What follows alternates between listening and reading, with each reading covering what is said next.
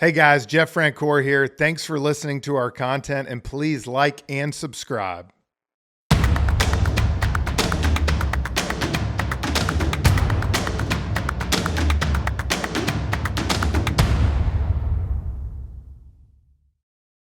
Hello everyone, Brad with Pure Athlete. I am so excited to announce our newest sponsor, Guardian Sports, and here to talk about their amazing product, Guardian Caps.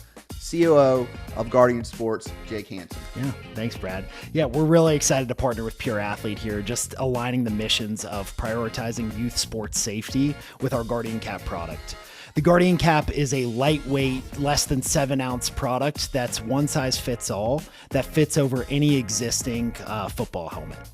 The Guardian Cap is currently used by the NFL, CFL, 90+% of FBS NCAA teams, and over 350,000 athletes around the world.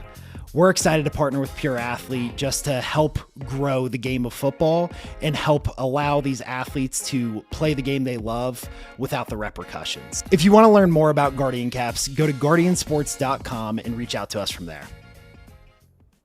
Before we get to the podcast, if you have middle school or high school kids that play sports and you don't want to fundraise like me, we got you covered. My buddy Chris Carneal owns Booster. Chris? We help schools and sports teams raise funds in a super fun and engaging way. In fact, the last 22 years, we've raised $750 million, and we can't wait to help you. Choose booster.com. Welcome back to Pure Athlete. I am Jeff Francoeur, live in Philadelphia doing the Phillies and Dodgers tonight with Britt Lee and Brad back at the studio holding court. And guys, I'm excited today with today's guest. Played only 1 year at Michigan, but he was a Michigan Wolverine, 3-time Sixth Man of the Year, played for 20 years. But I think more importantly now, doing what I'm doing, broadcasting. He was part of the conference finals this year on TNT. But even more, the reason we want him, a huge advocate for youth sports. Jamal Crawford, thanks for coming on, my man. Honored to be on. Thank you guys for having me. I can't wait to have a great conversation. So thank you. So now that the conference finals is done, the draft's done, are you getting a little downtime at home? A little bit of downtime. I went from March to June, I went home for 4 consecutive days only twice over that time period. So that was brutal. But I was excited because I was working every week in studio, and then I got the call for the playoffs with the great Kevin Harlan and Reggie Miller. And you can't say no to that, even if you're gone more, right? So for me, it was an honor. They're kind of like the soundtrack of the basketball landscape, especially. They're on 2K. Like they're everywhere. So to be next to them, I had a blast. And now I get a little bit of downtime before doing Vegas Summer League in a week or so. It never stops. Vegas Summer League. We got Olympics coming up. I mean, basketball is 365 now. Yep. Yes, it is. Vegas Summer League, and after that, I'm actually going to coach at Nike EYBL Peace Jam. So straight from Vegas, I'm flying that to Augusta. Well, I want to jump right in. For you, you're a huge advocate of youth sports, AAU basketball. We hear you talk. Why is it so important for you to stay involved in that and really get back to the next generation? I think, honestly, this next generation, the generation after, is like the future of the sport. And I think the things that we're teaching, the things that we're putting out there are so important because, it's people play AAU and they always have to get notoriety and to get attention. I get it. I did as well. I played a couple of years when I was growing up. But that can't be the main focus. That can't be the fact that you lost by 20, but you had 2 highlights, and that's what's being promoted. And I think that hurts our game. I think it hurts the future of the game. And I feel like, I don't know, I just feel like I owe basketball everything, to be honest with you. So I feel like, knowing I'm coming from the right place, I think it's very important to put out the right things for this next generation. Well, we're going to get into AAU a lot, Jamal, but can we talk about your story a little bit? Tell us what it was like to grow up. Was it Rainier Valley? Is that kind of the area of Seattle you grew up in? Yes, absolutely. Always been attached to the neighborhood. There's actually pictures of me when I was 8 years old playing for Rainier Beach Community Center. So I've always been in the area, ended up going to high school here, still spend a lot of time here. So yeah. Tell me what it was like growing up in that area of town. Like, were you Were you playing basketball your whole, or you play other sports, or kind of tell me what your childhood was like? Well, I started at 8 years old. I started playing on a team. So my dad, let me go back just a step. My dad played basketball. He played at Dorsey High School and he played at the University of Oregon, where Kevin Love's dad, Stan Love. They were actually on the same team. And so I've always been around the game of basketball. But I started on a team officially at 8 years old, 8, 9 years old. And 8, 9 years. It was called 8 or 9 years old. I was on the 8-year-old side. But I played football, basketball, baseball at the same time. And I started those three at the same time, but I was always more familiar with basketball.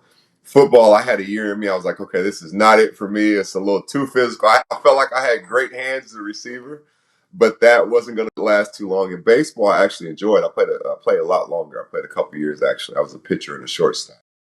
And it was the exact opposite in basketball. I loved offense. I didn't play too much defense. In baseball, I played all defense. I didn't care about hitting the ball too much. I just wanted to be on the outfield and be like Griffey here. Basketball, my first basketball memory, though, when I was 8 years old, I remember our coach, Coach Bugs, he was like, all right, 2-line layups. And, 8 years old, kids are kind of struggling to get it up there. My first layup I ever did, I remember it vividly. I went behind the back and I went like a reverse layup. And all the kids were looking at me like I was a spaceship or something. Like, what's going on here? And it just always felt so natural for me. And that was like my welcome to, the game moment on an official team. So Jamal, you had an unbelievable career as Jeff kind of alluded to, but you were known for, and still are known as one of the best ball handlers in the history of the NBA. So when did that start? How did you develop that? Was that from the very get-go from 8 years old? Yeah, you know what? I remember when I was first like dribbling the ball and I was trying to go through my legs, I had to lift up my leg to make sure the ball cleared. And it was just I always had a ball with me. Like I would sleep with my basketball. I took it everywhere. In Seattle, it rains a lot. I used to go to courts and I would look around and I'm like, okay, there's nobody out here. And I was like, yes, I'm getting better. Because, I was always the kid that I didn't want to make excuses. Like I love the game so much. I would dribble in the rain and I had to learn how to navigate the ball when it's wet. I had to learn how to navigate the ball when the concrete was slanted or you're playing on double rims. I had to figure all this stuff out. And I spent a lot of time by myself. So I would watch my favorite players, Isaiah Thomas, uh, Michael Jordan, Magic Johnson, Pistol Pete. I watched all these people and I would see the blueprint of what they were doing. And I spent so much time by myself. I tried to be creative and use my imagination and then just say, oh, that would work. Oh, that wouldn't work. Let me see if I can do this. And it just took on a life of its own. And then you fast forward a little bit, I get to high school. And at that time period, that was reserved for more the playground. They're like, that style would never play even Division I basketball. Like, that's not going to work. That's for hot sauce and Skip to my Lou and these guys. That's not for the Big Ten at the time. People are like, that's not going to work in Michigan. So for me, my dad, like I said before, he introduced me to the game. So he was like, hey, I'm not saying it used to be called a hot dog. He said, I'm not saying you're being a hot dog or being fancy. It obviously is how you play.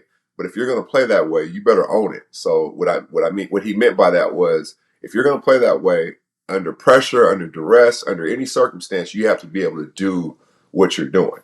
And so he made me focus in and lock in on that. And once I owned it, it just felt so natural for me. It wasn't like I was trying to be fancy. It was like when the ball got in my hands, it was like magic happened. It was like I could do anything with it. And it was a really cool feeling.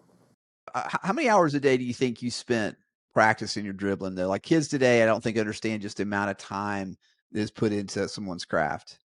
It was a never ending process. So my at the time, my dad lived in Los Angeles, my mom lived in Seattle. So I was back and forth. They were never together. So I was back and forth between the two. My one carry-on the plane was my basketball. Like I slept with my basketball. I would take my basketball if I was going to the movies. I used to walk down the street and people would be walking towards me, going to work, whatever. They don't know me.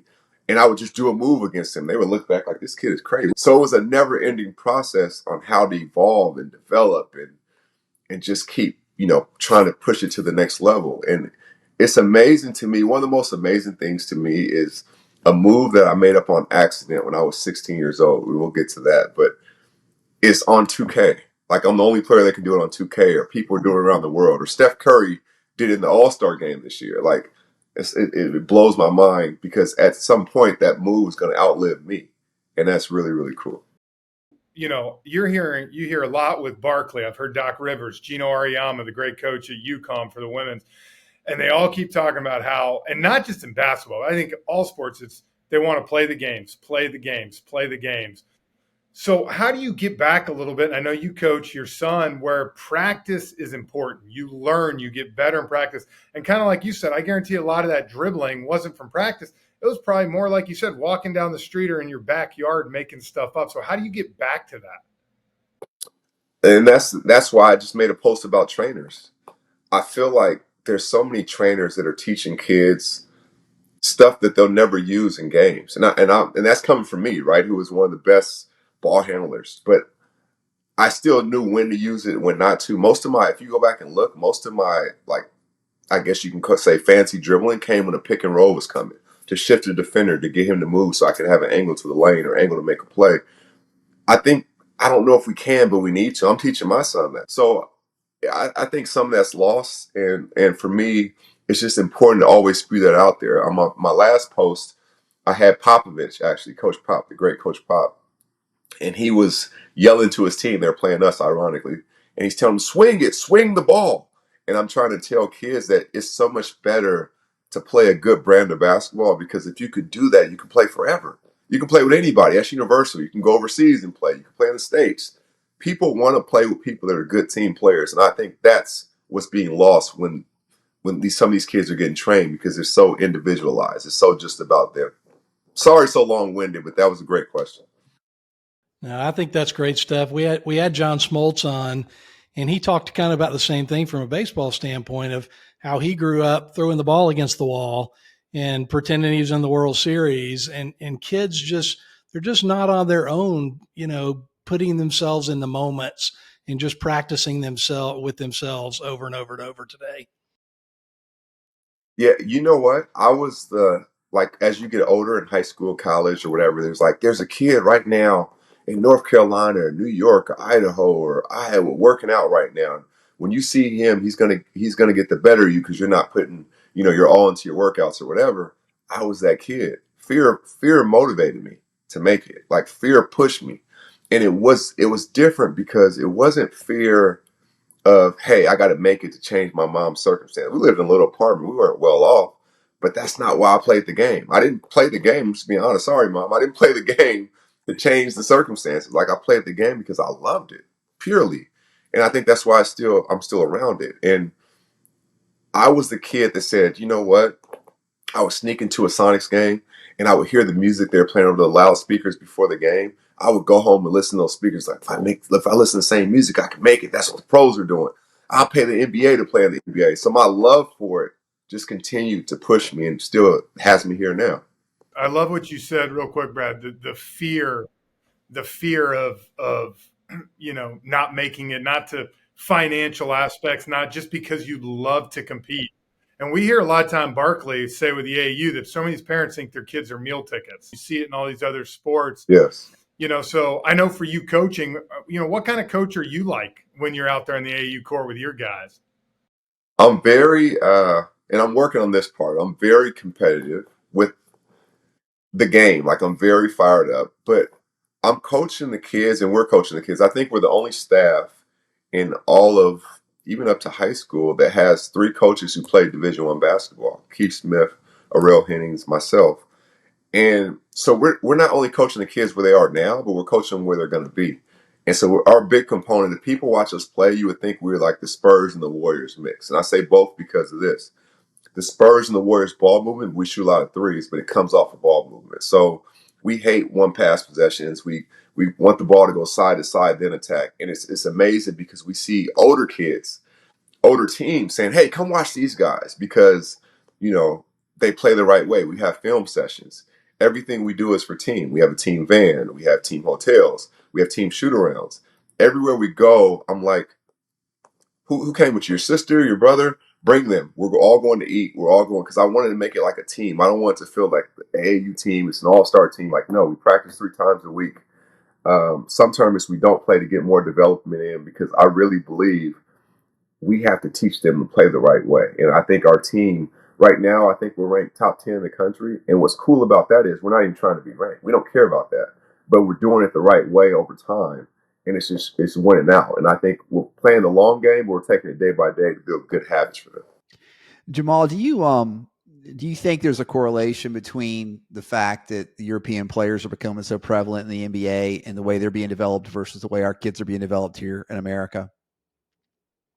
Yes, I do. I think they think more team game. I think there's two major components. I think they think more team game and attacking that way. And then, of course, the greats will be the greats. The ball touches everybody's hands.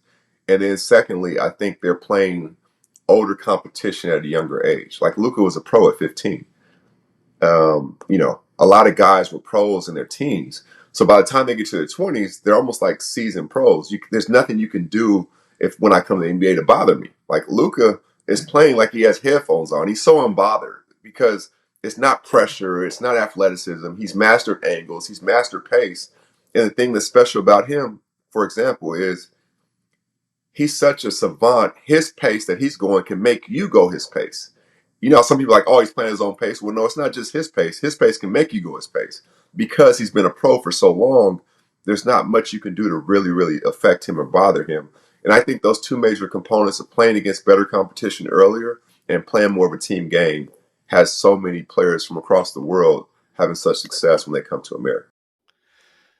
Jamal, I want to ask you about, we talk a lot about, the upper 3 to 5% of young athletes who have a chance to really make it, and make money one day. Now they can make money in college. The other 95% that are playing and that, aspire to play even at the next level. Next level may be high school. Next level may be D2 or D3 school.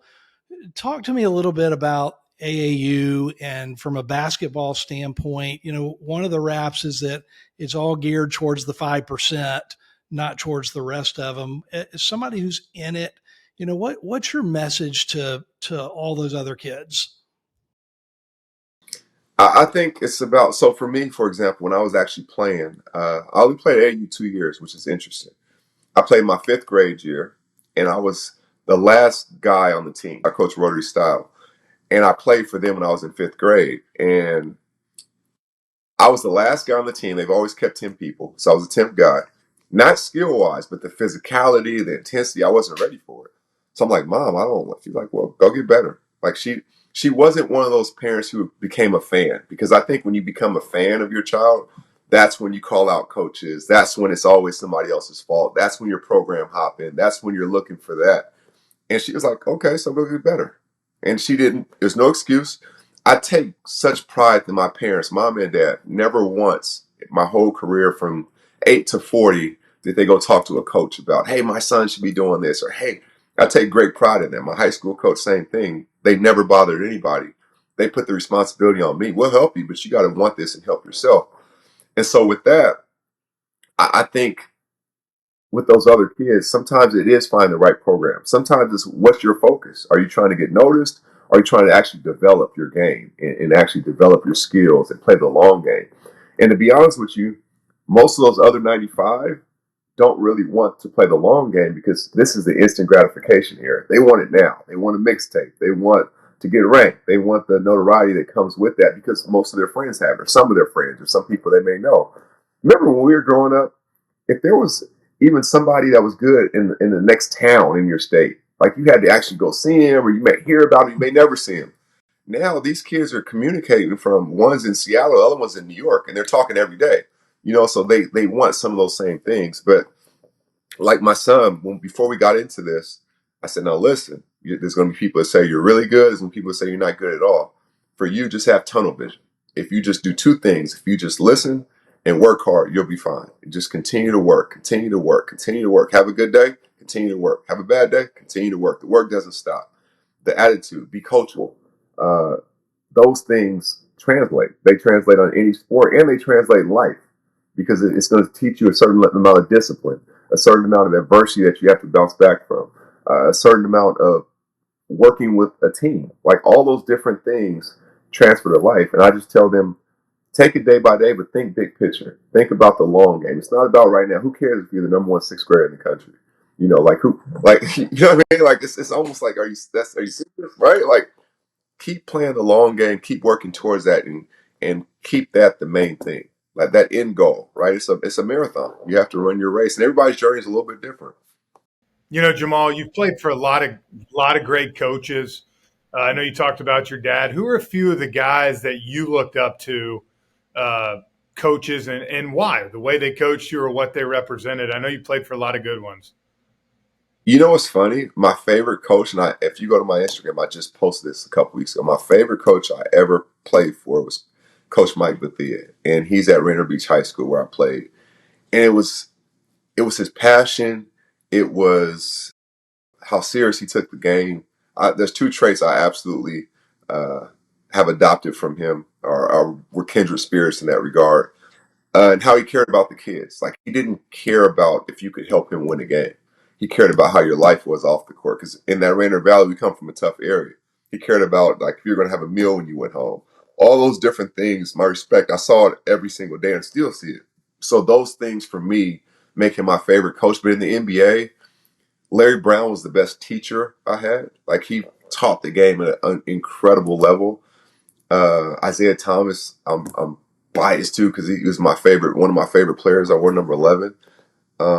Doc Rivers was great, you know, with his strengths and communication and the way he can get guys to believe. So they all had strengths, but those three jump out at me right now, which is really cool because it was just the, NBA 75. So I've learned a lot from so many different ones and taken, different approaches and stole this from that one and this from that one to evolve myself as a youth coach. So I'm curious, Jamal, you played 20 years in the league, which is unbelievable.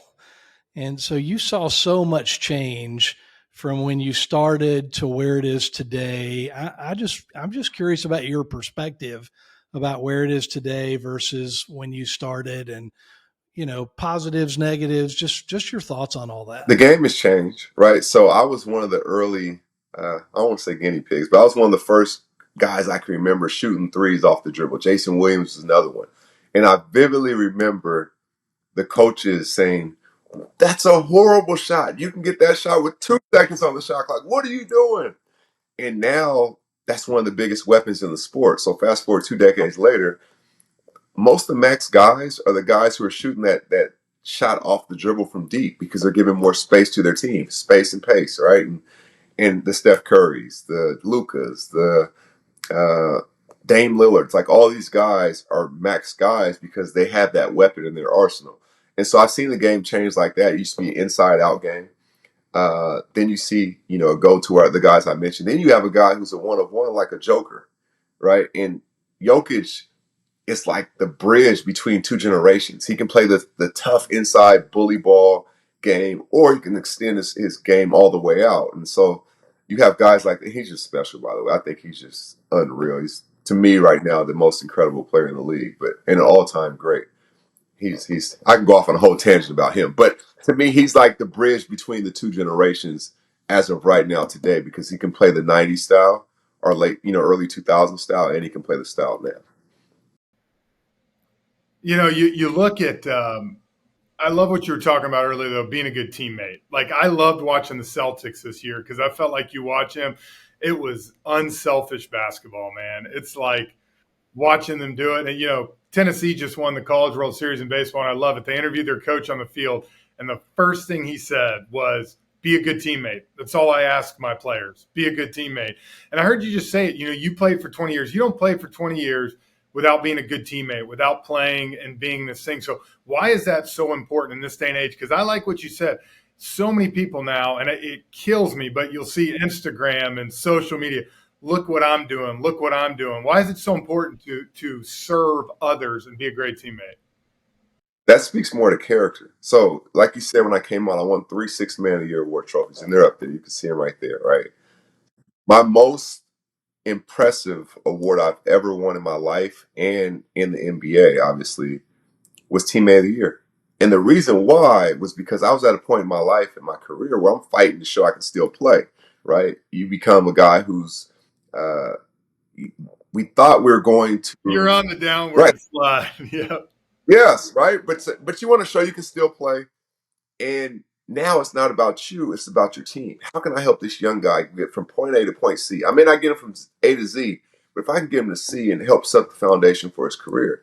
I didn't personally become a pro until I had pros around me: Scottie Pippen, Charles Oakley, Rick Brunson, Kendall Gill, Fred Hoiberg, like all these guys.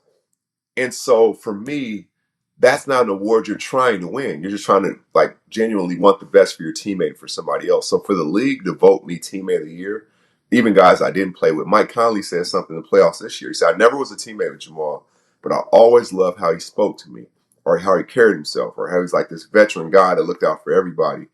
And so the fact I won teammate of the year, like when I won 6 men, I was trying to win that. I was going for it. Like I was scoring points. I was trying to win it. You're not trying to win teammate of the year. That speaks to your character and what you're about. So winning that award, something so selfless, was the coolest thing I've ever won, any award I've ever won. And I think that is value. That should be highlighted more. Not that I want it, just being a good teammate, being a good person. Now when I'm watching teams, I'm watching the people when they're off the court just as much. I'm watching the people that are on the bench just as much. How engaged are they? Is it just about them? Are they soaking? Is their body language right? Like I'm watching all those things just as much as the crossover and putting it in the hoop. So I think that's awesome, and congratulations on that, man. That's everything that we want to promote with Pure Athlete. How do you promote that to young kids today, that should matter as much or more than their handles and their 3-point shooting and all those things? I think being the change that you want to see. I think that's why with our team, if we're not playing right, and when I say right, it's funny. I asked them like, what is standard? I asked our kids that, what is standard to you? What's it mean? They're like, different answers. I said, this is standard. What's your favorite restaurant? They said Chick-fil-A. I said, why? I said, because when we go to LA or Vegas or New York, whatever, Chick-fil-A tastes the same way every time. It's a certain standard. So we can't be a team who has 150 passes in a game, one game, then we come back and get 50 the next. That's not the standard we're setting. So when we're playing right, we have multiple, 3-4 possession passes, 3-4 passes per possession, and that's our standard. That's who we are. And so I'm like, okay, if you do it again, you have to sit down. And I don't yell at them about it. I'm just telling them that's the truth. We have to be that. And it's beautiful because other teams are seeing that. Older teams, younger teams, coaches are making their teams come watch. This is how you play basketball. So I think using it as an example, we have a platform, obviously in AAU, but then, the program itself has put out a lot of pros and a lot of guys that have done great things. So we have eyes on us. And with that, we have the responsibility to do it right. And as coaches, we're going to hold them to that. I tell the parents, hey, we have to look at this like the USA team. We're not just all-stars. We're all-stars that are coming together. Anybody can go to another team and be the guy. But if you want to be part of something bigger than yourself, then this is the place. And if it's not, that's fine too, but this is how we're going to coach. Actually, coaching kids has made me better on TV because it's made me more concise, right? It's made me more not simplified, but where anybody can understand it. But I got that through coaching these kids. I coach a 10U travel softball team, Jamal, with my daughter. And, I used to get on some of these girls, and then I'm sitting here watching Bryce Harper drop a ball, and I'm like, here's the best player in the world. Routine mistake, right? Yeah, exactly. And here's a 10-year-old girl. I'm like, who am I? Yeah. No, so our 6th grade year, we didn't win even a local tournament. We've been together 3 years. We didn't even win a local tournament until we started in October, didn't win one until the end of May. Then we won in June, then we kind of took off. So I take great pride in that. And I had to learn my team as well because I'm competitive. I want to come down. And they were kind of like, I'm like, oh, okay. So now what I figured out about them when we really took off, I didn't yell at all. And I read a quote, and I think it's Mahmoud. He said, when you want anything to grow, you water it, right? You don't hit it with thunder. You let it water and it blossoms. So for us, I don't yell at them anymore. I'm like, yeah, what do you guys see? And then they're going fire. No, we got to box out. And they're coaching themselves. I'm like, oh, there, we got it. We got it now. And the coach is like, that's when our team took off. When they start coaching each other, when I brought down the thunder and made it just kind of water the grass, so to speak, and they start bringing the thunder to themselves. And I can say something when your boy says something that you play video games with and all that, like, hey, man, you got to get that. It hits a little different. And that's when we realized our team took off. Jamal, I'm curious. You talked about winning six man of the year 3 times. Probably growing up, I'm guessing this, but probably growing up and, you always started, you were a star. So at some point you had to embrace, I'm not starting, I'm the six man and I'm going to make the best of that. And kids go through that kind of stuff at all different levels. What's your advice to them as someone who made that transition really successfully? Yeah, for me, I was always a winner. Like as a kid, I won a championship in high school. In college, when I was there, we were winning. And in the league at that time, they kind of put you in a box. And I felt like I was being in a box of he's a good player on bad teams. He can score, but that's kind of it. And I was like, you know what? I'm at the point of my career, and I know a lot of people don't know me. I don't speak a lot, but I'd rather win than anything else. So as fate would have it, I got traded to Atlanta, and they already had their starting five in place. They just went to the playoffs, and I'm like, I have no problem coming off the bench. And it's funny going into that summer, local runs, preparing to get ready. I would never start the runs. I would wait 2 or 3 games, then sub in just to get the mindset that the game was going to go on first, right? So I'm like, I believe in my skill set, and I love challenges. I used to always ask my coach, what can I get better at? What can I do better? And for this one, it's like, come off the bench. We need that punch off the bench, and it'll give us balance. I'm like, let's do it. And then I never knew that it would take on a life of its own. I never knew I would win 3 6 minutes. I never knew going to gyms, kids would say, I want to come off the bench because you did. It was cool. I'm like, that wasn't the plan. The plan was just to be part of something bigger than myself, win, and I had no problem sacrificing. And for my kids, I think the ones, because we usually don't have start lineups. We just start kind of getting into it, but we start everybody. And I'm like, you have to be able to adjust, because if you play this game long enough, you're going to have to adjust to stay around. You're going to have to adjust to be on these teams. And so I said, use it as an advantage. The game's going on. You get to sit on the bench and see what mistakes are being made, how you can adjust something before you even go in the game. It kind of gives you a cheat code. So I talk to them that way versus is something wrong with you come off the bench. It doesn't mean you're any less important. Here's a stat, and I'll end it with this part. I didn't know this. Even though I came off the bench half my career or most of my career, I'm fourth all time in fourth quarter scoring. So it's not about who starts. If you can finish the game, I think that's more important. Jamal, let's talk a little bit about parents. You had an Instagram post that went viral, and you're talking about just kind of the parent culture that's going on right now in travel sports and specifically AAU. Can you talk about like really what motivated you to go ahead and post that, and what are you seeing right now that what are you seeing from parents that's toxic? But what advice would you give to parents in the audience in terms of how to navigate this world, because we're all still doing that and we're all making mistakes. But can you talk about just what motivated you to make the post and kind of encouragement from here on out to parents? Just in gyms all the time, and just hearing parents. Everybody is that Monday morning quarterback, right? Where like everybody, all the parents have the answers. Why didn't we do this? Why didn't we do that? And I've been on that side before. But one thing I can honestly say is, like I said, who coached me in fifth grade? I'm at their program. They coached my son to start. And there would be games my son didn't play a lot. And I'd be right there at the scores table, keep him doing the books and everything. I never said a word. And my parents never said a word. So I never said a word, because if this is the coach he's going to play for, me as a parent, I have to trust that coach. I have to say, you know what? There's going to be highs and lows. There's going to be, you see something I don't. I trust you to make the right decision. I trust that he's going to grow. I trust that the team's going to grow. You got him. So you would never hear me say a word to any parent or to any coach, because it's like, why would I have my son or daughter play for you, but then criticize you in the stands every game? Like, just go coach him yourself if that's what you want to do. If you want him, he or she coached a certain way, go for it, or go to a team or program that is going to provide exactly what you're looking for. But what we're trying to teach is the right way to do things. And if this doesn't fit into your box, no hard feelings, but let's save each other both frustration, because it's on both sides. The coaches feel away as well. But I mean, the parents, I've seen parents fight.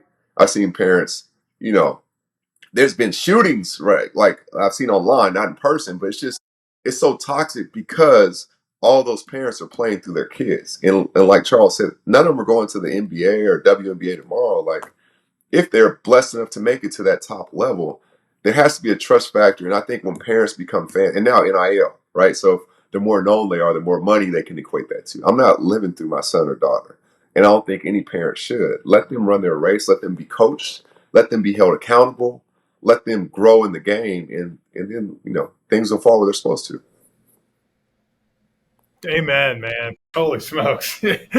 Finishing up here, Jamal, you've been awesome. My last question for you would be, because I was going to ask you two, I was going to ask you for parents, but I think you just spoke to the parents right there, which was exactly what we wanted. But my last question would be, what's your advice to the kids, the boys and girls out there that, are playing, whether they want to, like Britt said, we had Jay Billis on, and he gave that stat that was, like 97% of the people are done after high school.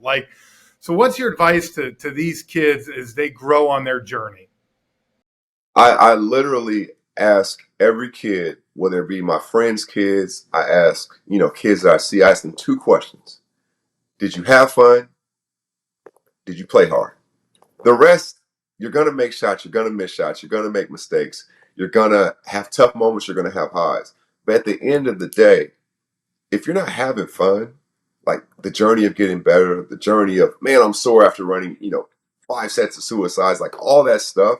Did you have fun? Did you play hard? Were you a good teammate? There's nothing else to talk about. Like, simplify it to the point where anything that happens on the court or, on the field, can they fall into one of those boxes? Did you have fun? Did you play hard? Were you a good teammate?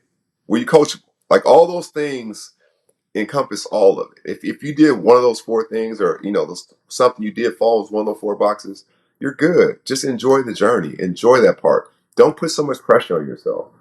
Like, basketball is always an escape for me. Even to this day, I was playing yesterday. If something's on my mind, I can go shoot.